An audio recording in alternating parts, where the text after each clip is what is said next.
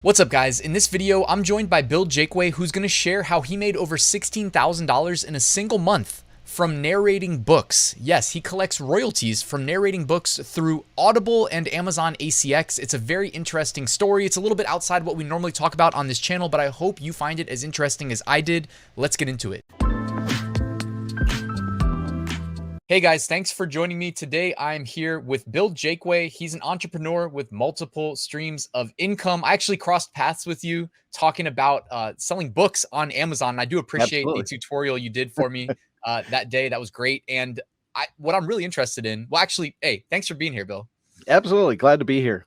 Thanks Dude, for remembering our initial contact. yeah, no, I've been looking forward to finally getting to sit down with you and talk about the multiple ways you make money, but specifically one really piqued my interest, and that was when you mentioned Amazon ACX. So I'm hoping to learn a ton from you today about what it is, like how it works, if you can, projections of how much money we can make with it, if it's something that we end up, trying to do. So what is ACX? ACX is basically the clearinghouse for Audible books.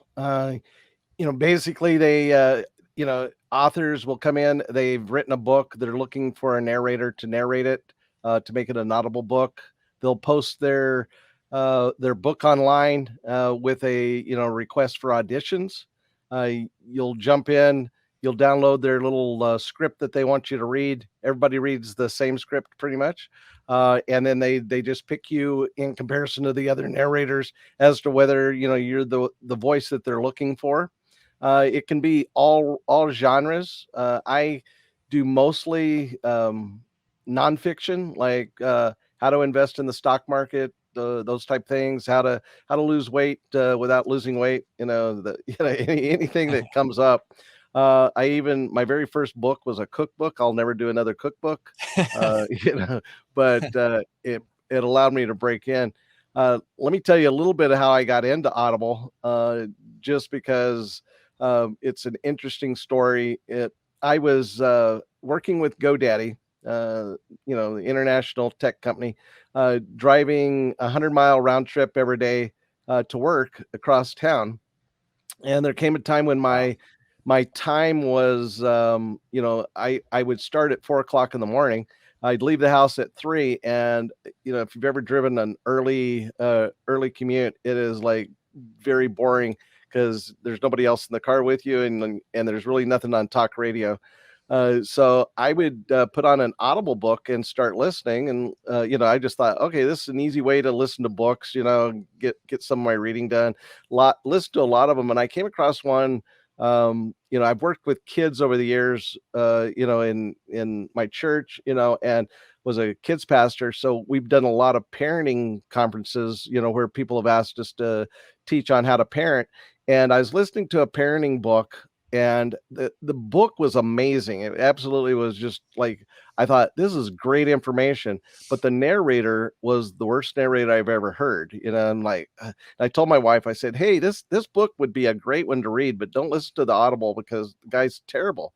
And she jokingly said, that's how I feel about Game of Thrones, man. Not to cut you off, but I was gonna say, whenever I try to listen to Game of Thrones Audible, I'm like, this guy is killing me. yeah. And big time authors and publishers will choose, sometimes a random narrator, and they don't even pay attention to how it's done. So I'm listening to this, and she just jokingly says, "Well, maybe you should be a narrator." And I'm like, "Yeah." We all laughed about it, and the more we thought about it, we're like, "Well, maybe I should look into that, and see what it's like." And it's the simplest process of, you have to have a studio of some sort, but a lot of new narrators set up in their closet. I happen to build my own booth out of moving blankets, in a hot garage, and I'm sitting there sweating in the garage, recording a cookbook, my first narrator job. I got this gig for recording a cookbook, and it's like, I'll never do this again. But the guy paid me like $300 to do like an hour book. I'm like, hey, this isn't so bad. So the more I did it, the money that came in, I was still working full time, still commuting and coming home and narrating, in the hot garage. And all of a sudden it kind of took off. I'd get, I did like 50 books in the first couple of months. They were just short books, but they started making me more money than what I was making at GoDaddy. And I'm like, hey, and I invested in better equipment, and better recording, and there's a lot to it. It's not an easy job. I won't sit there and say, oh, well, anybody can do this, because not everybody can read. If you are a reader and you feel like you have a decent voice, you don't have to have a perfect voice. Like I don't have like this you know professional actor, low bass voice that, like grabs you. But, when you're, recording with how to invest in the stock market, they don't necessarily have to be, all these characters. I have friends that do, some of the fiction, sci-fi fiction books, and they, 1 minute they're doing a demon voice, and the next one they're doing a female voice, the next one they're doing a guy voice. So it's just a matter of what you really enjoy and what you can get done with. So it works. Yeah. That's interesting. So fiction, they actually, because I guess when I think about my life, it's not something I really think about, but I guess I don't follow that much fiction. I'm kind of like you, doing a lot of nonfiction, although I don't read Right. books, or, I'm not on ACX, but, I guess I'm like very nonfiction-y. So if you get into fiction, some people choose to read in like kind of character voices. Yeah, and a lot of the fiction books, let's say, The Hobbit, you have 50 characters in that book, and you've got to come up with a unique voice for each one of them. And there's an entire process, and there's, people that will train you how to make all kinds of different voices. I just haven't taken that jump yet, mainly because fiction is not something I do a lot of. When I was a kid, I read a lot of sci-fi, but I don't read sci-fi anymore. I don't read novels. It's mostly inspirational books, or mostly something that's going to improve my life. And so Yeah. just at my age, I just don't do a lot of fiction. But there are a lot of good authors that have the ability to make 45, 50 voices, and there's a process that they go through to, the first time they come across a character, they'll record a sample of that voice, and then when he comes up in the book again, they'll go back and listen to that sample, Mm. and so they can match the voice.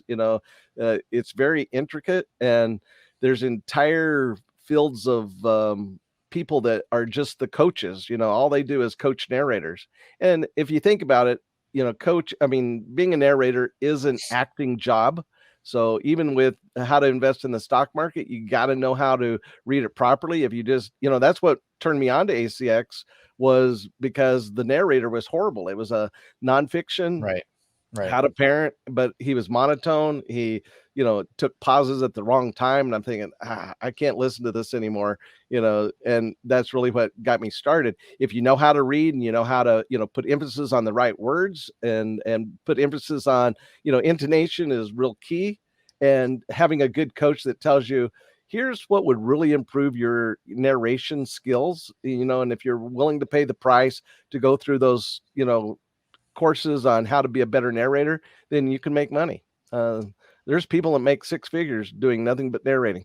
Yeah, I So, was gonna ask, because we love making money on this channel, and I had two questions for you. The first was, like, are you kind of selective with which projects you take on? Do you take on projects that are like gonna interest you, because you're actually reading as you narrate? And then the second was, how are you paid? I guess, is it kind of like he says, I want you, and then you negotiate, or is it per page, or how long it takes? I it's okay. So yes, I do take on. I mean, I audition for books in a wide range of nonfiction. So but I stay away from subjects that don't interest me at all, because I can't read it with passion.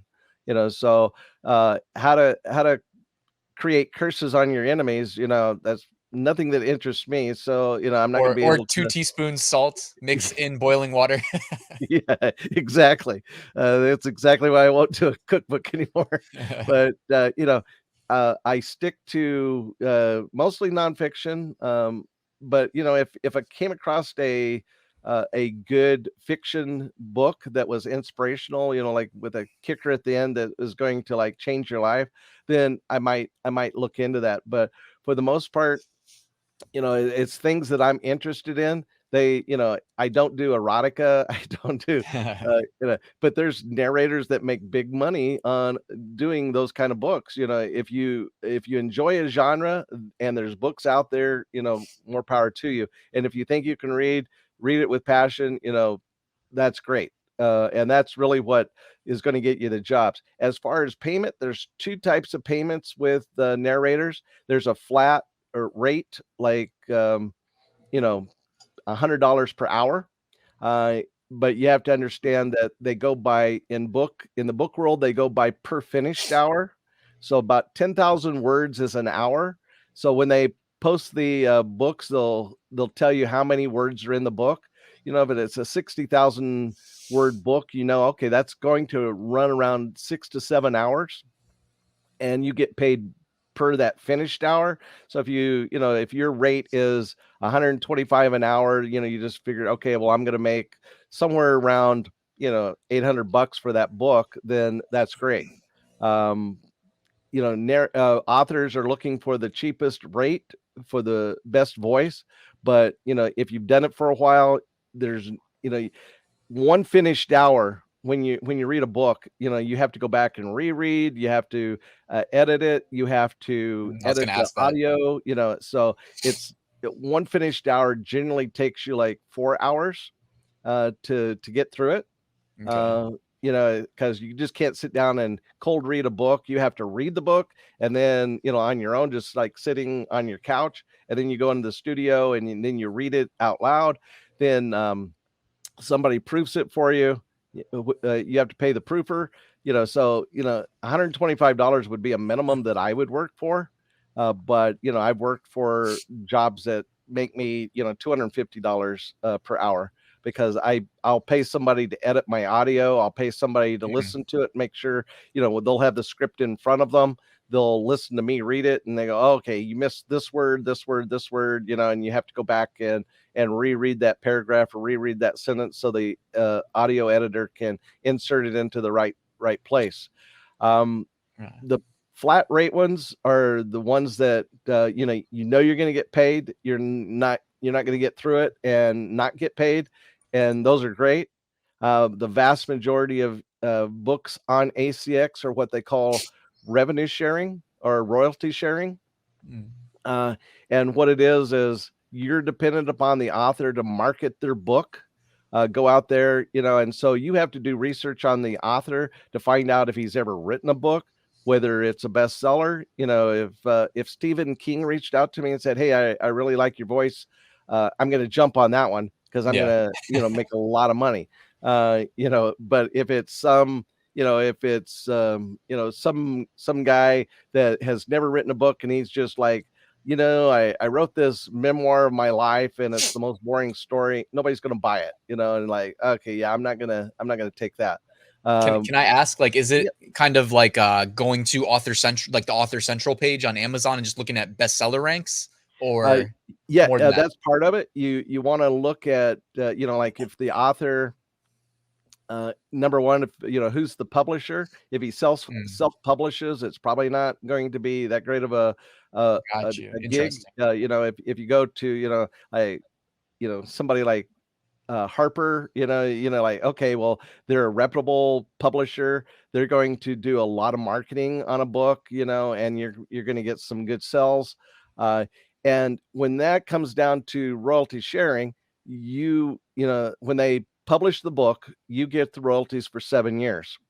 And the royalties for 7 years worth of sales can be pretty big. You usually, like, let's say a 5-hour book, you're going to make $2 to $3 per book sold, and if they sell, 40,000 books over that 7 years, and that's where the true passive income comes in, because you record it once and you get royalty checks for 7 years. Every month, ACX or Audible will send you a report saying, hey, this particular book sold 84 copies this last month. They had 2 returns, so we're paying you out on 82 copies, at $2 a book, that's $160. and the next month they may sell 700 books because they marketed it, and then you're getting a check for $1,400, and that's per book. So if you have 10 royalty books out there selling 100 or 200 copies a month, my largest month, and this was really I wished I could do this every month. My largest royalty check for all the books that I sold for a given month was $16,322. Amazing, man. And that's true passive income. Thank you for the hook for this video. Yeah. That'll be in the title. Yeah. How one guy made 16,000 in 1 month. Yeah. No, but that's great, man. And like, yeah. I love, like, I always think of it as like planting seeds, like Right. some will be a big miss, some will be a big hit. It'll all average out. Right. And that's great. And that really makes me wonder, like, how, or I guess, does Audible have this built in to where, like, if I've sold the book through, I guess you would sell it through Audible, right? And they just built that in where it's like, I can publish my book and then take you on as the narrator and then have it automatically split the money that it brings in to you and to me. Right, exactly. And it's a 50-50 split on the royalties. So whatever royalty comes out of that. So a typical, let's say I'm just saying a 5-hour book. That's a typical Audible book that you might listen to is 5 hours. It's probably the paid out royalty is $3 to $6, depending upon how long it really is, and you split that 50-50 with the author. So you get half the royalty, he gets half the royalty, and everybody, so if he sells enough of the books, then you're going to both make out. And it's all dependent upon whether he markets it or not. As the narrator, it's really hard for me to market somebody else's book because I probably don't have the social marketing that he would have available as an author, if he's got a reputation. And that's why it's really key to research an author before you accept if he reaches out and says, hey, I heard some of your samples on ACX, I'd like to hire you as my author, or narrator. I'm going to go research it and like, okay, you've written 7 books and they generally sell somewhere around 20 to 30,000 over a 7-year period. Yeah, I'm going to grab that, and take that gig. But if it's his first book, he's never, doesn't have any track record, and he's got 125 people on his Facebook, as followers, he's probably not going to, sell anything. So I'm going to turn that one down. So. Got you. Okay. And I had 2 more questions popped into my mind. The first one is, I know I have an international audience on this channel, and like, is there, to your knowledge, like any demand for other languages besides English for it to be like narrated? Yeah, absolutely. So there's, I did a Spanish book. I don't speak Spanish, but what it was a Spanish instruction book, where it was like 25 lessons on how to speak Spanish, and I would read the English portion. The other narrator would translate, read the Spanish version, like, how do you say, where is your bathroom, like, ¿Dónde está su baño? That and that's why I don't do the Spanish parts, because but it's basically, but they have Spanish books. I think they have French and German as the 3 main languages, and I don't think I screen out anything except English. So but I think those are the 4 main languages that they have. So there's a lot of international narrators that will narrate. And I've worked with a lot of authors out of Italy. So, a lot of Italian authors. One thing about Italians, they love to make money, and so I've had a really good experience working with those out of in the Italian district. I've never worked with anybody. I've worked with a few UK authors, but mostly it's in America for me. They want an American accent, because they've and every author is different. They all have different needs, and I hate to say it, but there are scams on ACX, so you have to be careful about just selecting You know, any author, they, you know, I don't know how they do it. They do make money scamming you. They get you to narrate their book, and then they take it down and they put it up somewhere else, and they get the full royalty. So you know, Oof. you have to build a relationship with the publisher and with the author to make sure, you know, and do your due diligence and kind of a background, making sure that they're reputable at what they do. So. Got you. And then, all right, thanks for sharing that too. That's a great warning. It sucks that people are out there like that. Um, if someone wants to get started right now, like what do they do? And also, like, is there an application process? We do talk a lot about like certain Amazon programs on this channel where there is an application process sometimes, you know, and then other times like KDP, I don't think there is, right? Like KDP, you Right. can just sign Right. up. So There's no process at all, and no application. I mean, you fill in like a profile and you upload some samples of your voice, but the vast majority of it is you creating the narrator account. on Usually with, acx.com. yeah, on acx.com, you go in and you like create the account, and then you go to the search, you know, where basically the clearing page has all of the different genres. You know, you can bring it down. There's usually somewhere between 12 to maybe 1800 books at any given time that they're looking for narrators, and then you just kind of go to the, you know, like, okay, I don't want to do erotica, I don't want to do teen novels, I don't want to do this. You know, you just check the boxes as to which books you want to do, and then you hit the search and it lists all the books that have authors looking for narrators. You download the audition script, you read it, and then you upload it back. The key is, you know, that part is the easy part. The hard part is creating some sort of studio where you're not going to get the landscaper's leaf Right. blower in the background. That's what was in the So back of my mind too, right? It was, yeah, I knew that was uh, coming, and that's what's going to be the barrier of entry to most people for watching a this, lot of probably. people.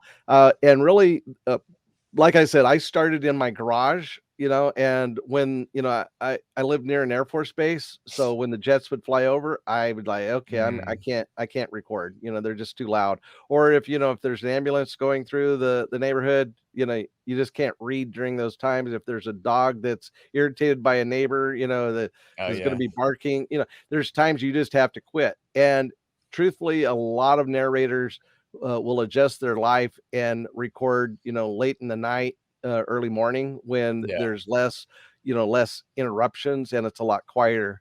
But you know, even thunderstorms can interrupt that. So uh, noises are real critical. You got to find the quietest place you can do it.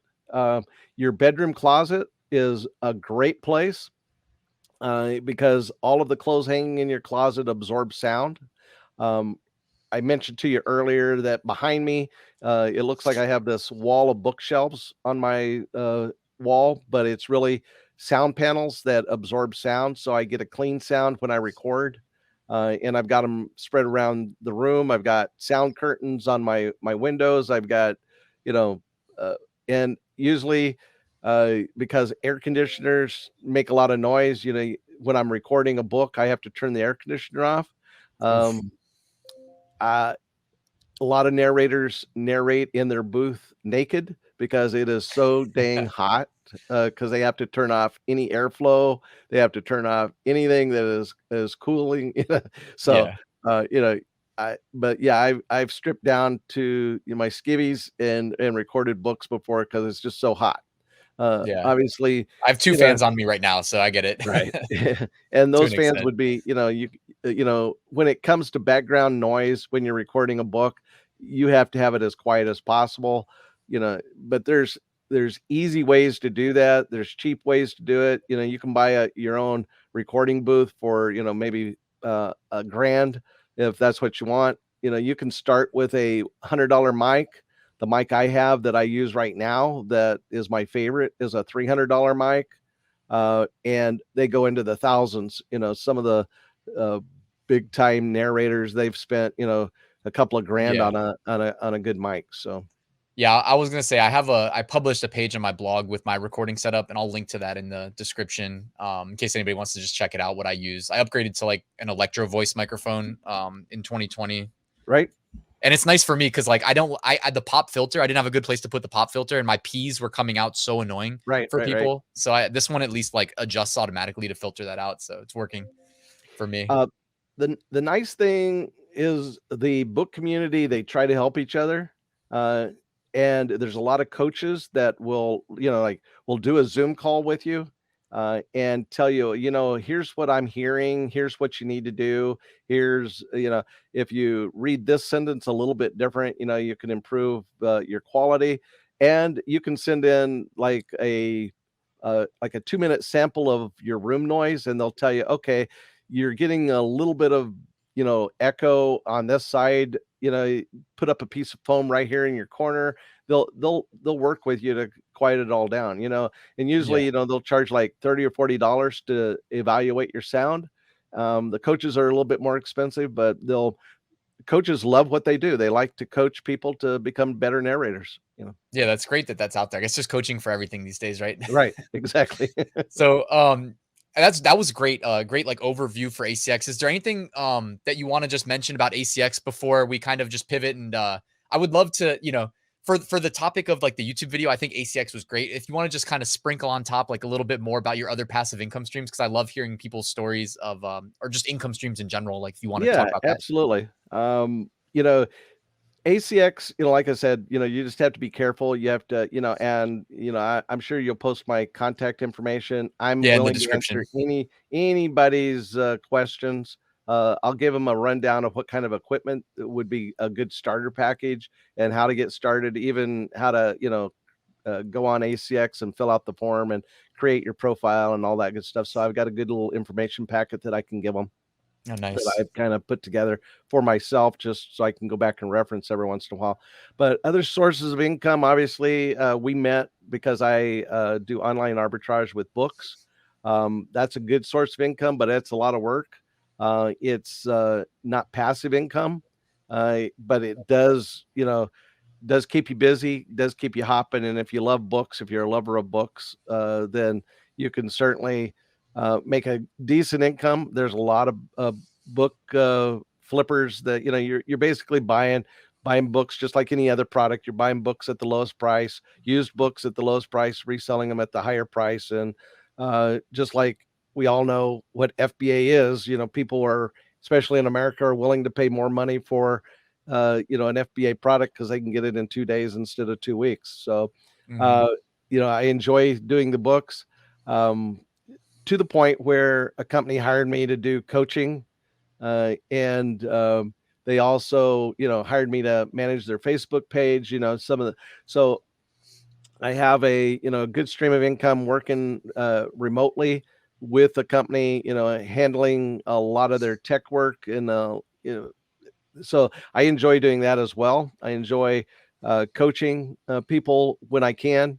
And then, my other source of income, I do a lot of, because of my background in tech, I have a profile up on Upwork, and companies reach out to me when their website goes down or when they get infected with a virus, and I'll go in and clean up their website or even build them a website if they really need one. And those are the kind of incomes I do. I do a lot of stuff. Anything that makes me money, I'm going to do it. I occasionally work for a private investigator doing background checks for him for insurance claims. Um, I make promo videos for companies. I'm a video editor. I'll do promos.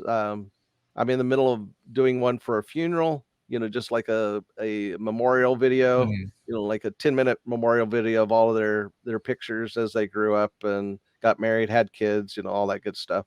And tying that all in, so if anybody wants me to do a task, I just like, okay, I'll figure out a price. I don't really have any set prices for a lot of my stuff. Uh, I like working online. It sure beats the rat race of a corporate world. So Yeah, especially with that commute you had. yeah, really. No, but man, that's like super inspiring. Like, especially like I can just imagine like now that I am kind of self-employed and I don't work a 9 to 5 anymore. And but I used to work like two jobs, and Right, there's right. to me like there's no better inspiration than working two jobs to like not want to work 2 jobs, right? Than Right. doing it. Exactly.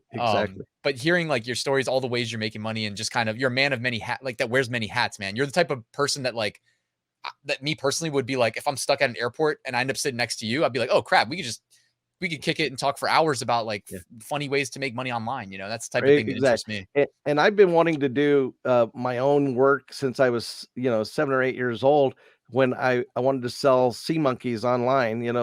Back in the day before the internet, there were mail order companies, and I wanted to get involved in that. My mom wouldn't let me, but when you're 8 years old, you have these big dreams of making big money, selling sea monkeys, or whatever, magazines, subscription. I've tried it all, and things work for a while, and then you have to adjust as Amazon changes the rules. You figure out a way to take their rules and make money with them. So I don't get upset. You just adjust. So Yeah, that's a good way of putting it, honestly, too. Because I mean, I'm on Amazon, a couple different avenues of making money through Amazon, and that's definitely a wise words that Amazon will force you to pivot at some time. You know, like absolutely. you can be mad, but like you know it's coming, and you just gotta pivot and do whatever they require you to do, because we are kind of at their mercy, aren't we? Right, exactly. Yeah, Because you can't fight them, and their customer service unfortunately sucks. So yeah, getting worse somehow for the sellers. They find a way. they, Bill, man, thank you though for being here, for taking time out of your busy day to enlighten us on ACX and beyond. Anything else you want to leave us with?